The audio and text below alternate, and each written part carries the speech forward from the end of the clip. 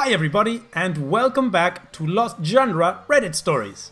How honest do you really think a mistake can be if the other person does it knowing that it goes against something that is incredibly important to you? This one's from user Candle Throwaway 1. Me, 24 female, with my significant other, 27 male, of 1 year. He destroyed a sentimental item of mine and sees nothing wrong with it because of the circumstances. Background about my sister. 2 years ago, my sister, let's call her Carrie, was killed in a car accident. She was riding with a friend to the mall. The friend's parent was driving, and a teenage boy plowed through a red light while texting on his phone and hit the car my sister, Carrie, was in. Carrie was killed instantly, and her friend June was in a coma for 3 weeks before her parents took her off life support. When Carrie passed, I was devastated and angry and just not in a good place. Carrie and I had been extremely close, despite a 7-year age gap between us. We enjoyed a lot of the same shows, we went to concerts together, we volunteered together, and I took it upon myself to guide Carrie like any big sister would. Our parents were extremely busy with work most days, and Carrie and I would often cook together and do crafts when we weren't too busy with schoolwork. Carrie wanted to be an NICU nurse when she grew up, and I helped her find a volunteer position at a local hospital to get her gain some experience being around patients.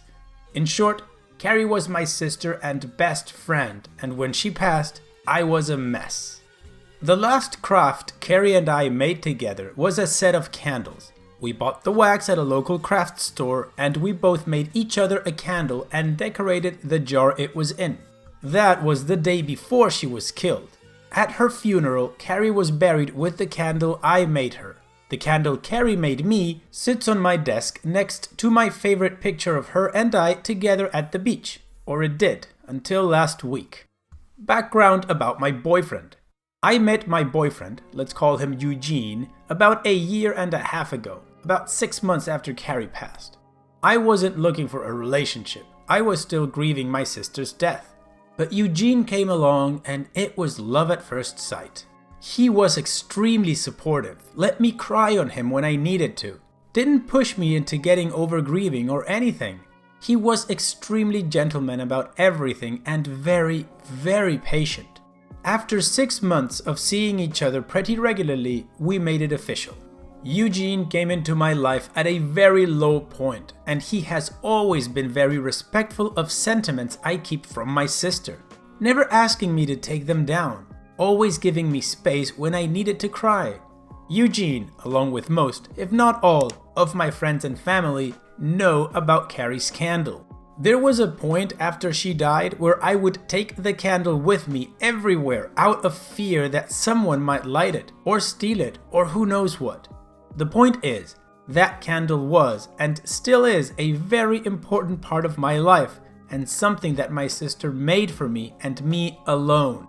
When Eugene and I moved in together about 4 months ago, I packed away most of the reminders of my sister and put out the candle and picture on my desk. I felt this was a huge step because when I'd lived just by myself, I had pictures everywhere and a few knickknacks lying around from my sister. I wanted to make Eugene and I's home our home with just a small part of my sister there. Eugene understood and was very supportive. The issue. Last week we had a massive winter storm that knocked out power. We didn't have power for 3+ days. The power was knocked out at Eugene and I's house while I was at work, which did not lose power. Eugene texted me that he was going to light some candles and try and get a generator so we could have some form of power or at least be able to charge our phones and use lights, etc. Now, we probably have 30+ candles in our house.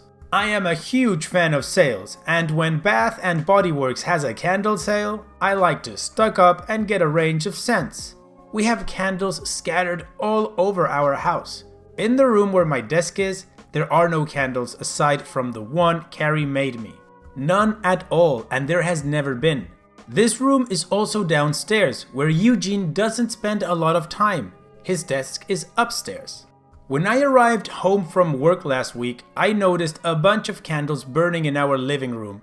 Safely, always monitored and not near anything that could ignite.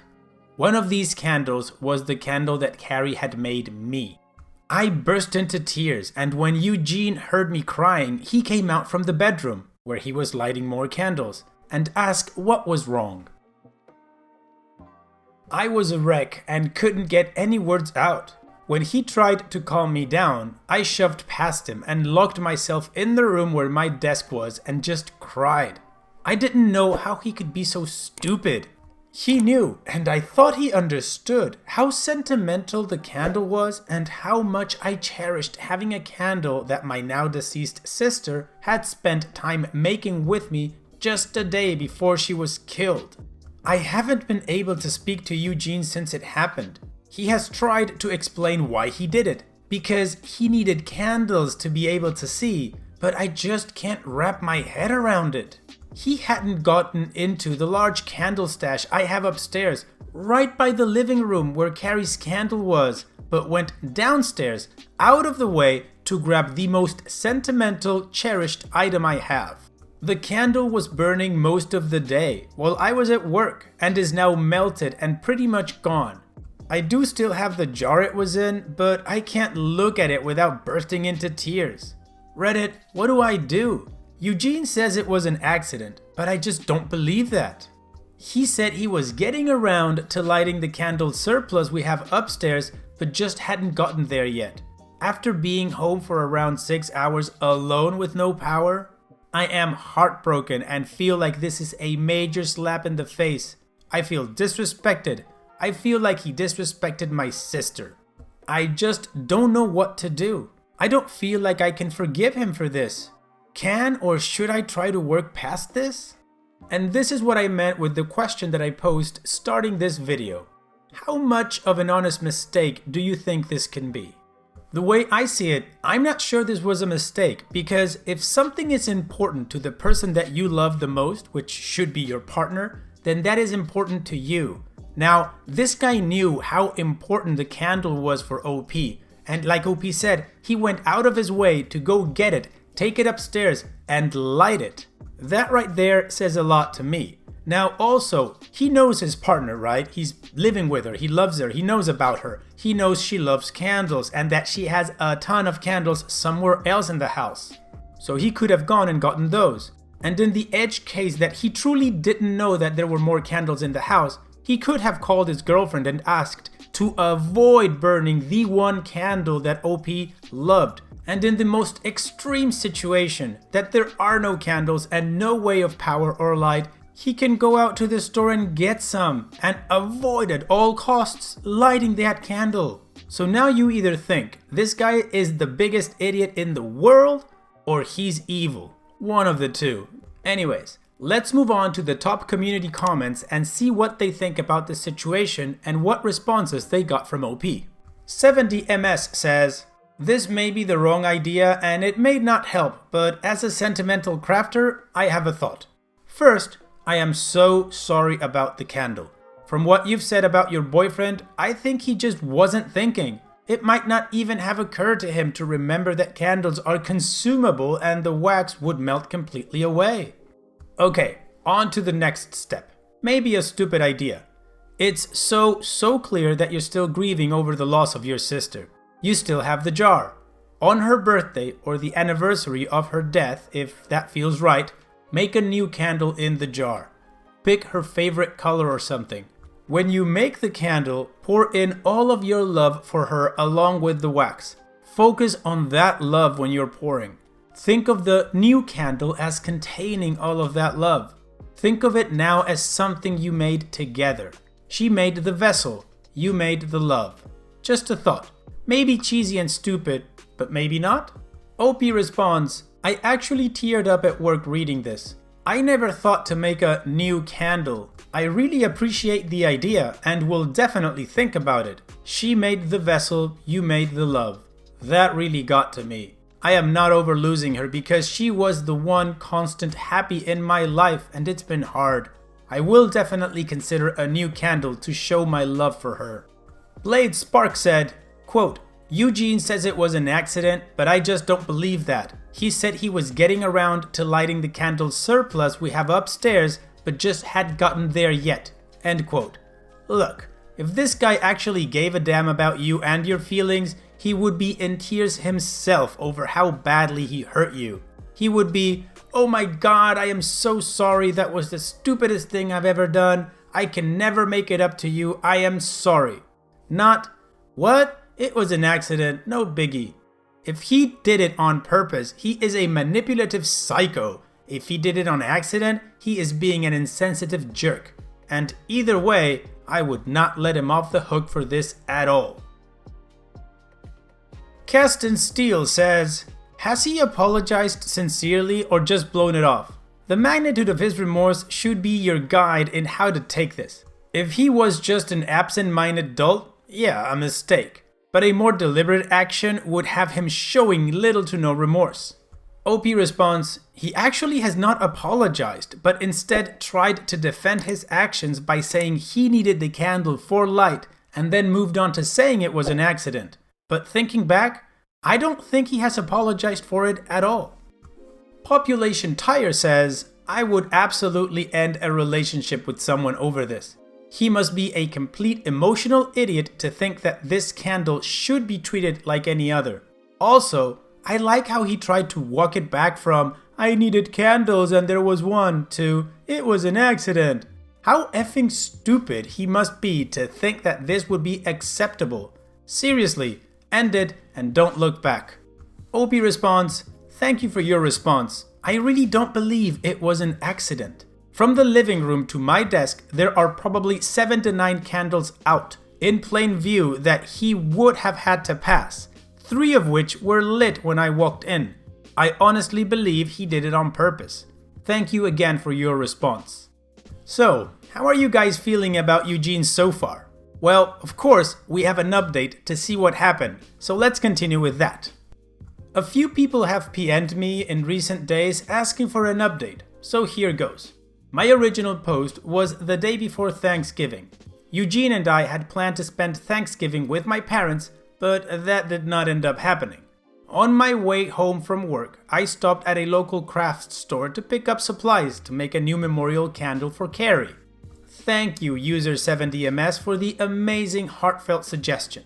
My parents and I spent a day remembering Carrie and making a new candle using some of the wax from the original candle. I also ended up purchasing a locket and having some of the remaining wax from the candle put inside and the locket welded shut by a friend. On the evening of my post, I got home and Eugene said he wanted to talk. I agreed we needed to clear the air before Thanksgiving, so we sat in the living room and started to talk. I was not ready for what he told me. A few commenters from my original post seemed to hit the nail on the head in a way. Eugene told me that when we first met, he was extremely turned on by the fact that I was essentially a damsel in distress. I just lost my sister recently. I was in a massive depression. I wasn't myself. And that turned him on both physically and in a protective way. Over the past few months, I've started to become more myself. I got promoted at my job, I've joined a cooking class and gotten out more. And I've definitely moved away from being a damsel in distress in the eyes of Eugene. He went on to explain that he burned the candle in hopes that it would throw me back into that phase because that is the only time he felt he was attracted to me. That's right, he is not attracted to me unless I'm upset, crying, and a damsel in distress. When I prodded for more information, he told me that everyone prior to me that he had dated had either just experienced a loss or was in need of rescuing. Eugene told me he was no longer attracted to me. He dreaded having to sleep with me because he could no longer be the hero that was rescuing me, which is what turned him on in the first place. He didn't like going in public with me because I had started to put myself together more, like not just wearing a t-shirt and jeans like I did when depressed. And that attracted the stares of other men that he saw as a threat, taking away his damsel in distress. Eugene had a whole laundry list of things he hated doing now because I wasn't in a funk anymore. I told him if that was the case, then we needed to break up. He agreed and said he would go stay with a friend until he could make new living arrangements. My name is the only one on our house, and I told him I would give him 60 days to vacate the house, which he agreed was fair. Over the past few weeks, I've spent a lot of time with my parents and with close friends. I don't really feel like I've been dumped or broke up with someone. I just feel like me. Carrie's candle sits on my desk where the original was, and I wear the locket every day. Thank you, Reddit, for listening. I appreciate it more than you know. Okay, raise your hand if you kinda knew that Eugene is a sicko. That dude needs help. Apart from being a total douche, there is definitely something wrong with you mentally if you feed off somebody else's grief like some sort of emotional dementor. I mean, if you're in a loving relationship, then you are most happy when your partner is happy. You don't feel aroused when they are grieving, when they're crying, when they feel sad. I'm not a mental health professional, but I think that if that is something that a person feels or, gets off on, then yeah, they have a mental problem, right? OP, good for you for getting rid of him. I am sorry you had to go through that kind of relationship and lose something so beloved, considering the silver lining that now you made a new candle with your parents and, remembering Carrie, and that also carries a lot of emotion for you, which is nice, and you have the locket. But still, hopefully, if you are prepared for a relationship, the next partner you have is a good one that's actually going to be happy when you're happy and is going to try to help you when you're sad. But again, that's just my opinion and wishful thinking. I do have to say that it sounds like OP acted very calm and collected when Eugene told her he was a sicko. I'm not sure I would have reacted that way. What about you guys? How would you have reacted to somebody telling you that they are only interested in you, attracted in you, or aroused by you if you're depressed? And that they deliberately hurt you to try to get you to be depressed? If you want, let me know in the comment section. And so we've reached the end of the video. I truly hope you guys liked it. If you did, go ahead and click like. Of course, don't forget to subscribe and click that bell icon so you get notified every time I upload a new video. Also, here are more videos from my channel that you might enjoy. And having said all that, I will see you guys on the next video.